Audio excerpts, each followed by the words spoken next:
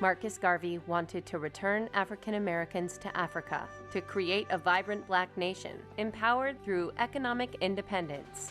Although some of his goals were controversial, his crusade would inspire leaders from Malcolm X to Martin Luther King and Nelson Mandela.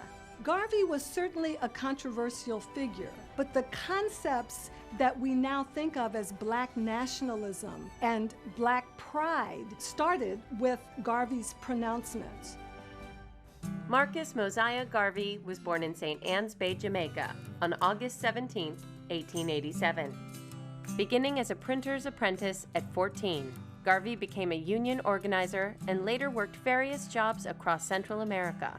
Marcus Garvey found wherever he went, Black people of African heritage in particular were always on the lower stratification end of society. This had a profound impact on him. Particularly, his concern was for the uplift of African people globally. In 1912, Garvey sailed to London, England, and took night courses at Birkbeck College. After working for a pan-African newspaper, Garvey returned to Jamaica in 1914 and formed the United Negro Improvement Association, or UNIA. The UNIA was about Black self-determination. It was about galvanizing the ideas of Black repatriation to the motherland, the continent of Africa. And it was extremely important in terms of getting Black people to understand self-pride, pride in one's race. Inspired by Booker T. Washington to raise funds and start his own school, Garvey came to the United States in 1916 and in 1918 began publishing the Negro World newspaper. Garvey was extremely outspoken. He was, some people would say, almost bombastic.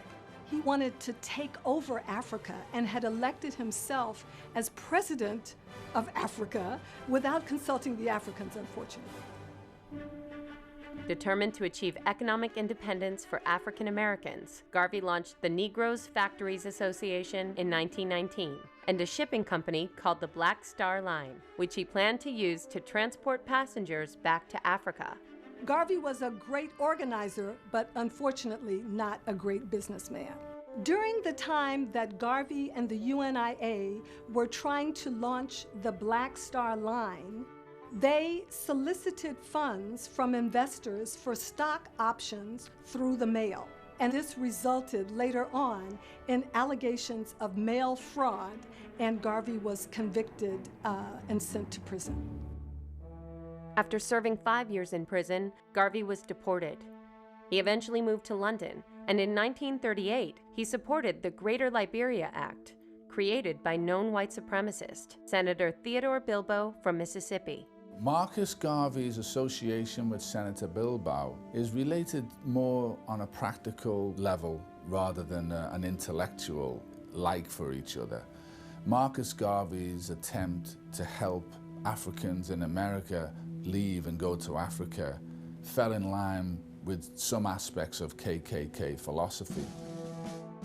Garvey died in London on June 10, 1940. He was reinterred in Jamaica in 1964 and is hailed as Jamaica's first national hero and the prophet of the Rastafarian religion. Although Garvey was a flawed leader, he's someone who is really important to the history of the Black radical tradition. He was probably one of the strongest voices of Black nationalism in history.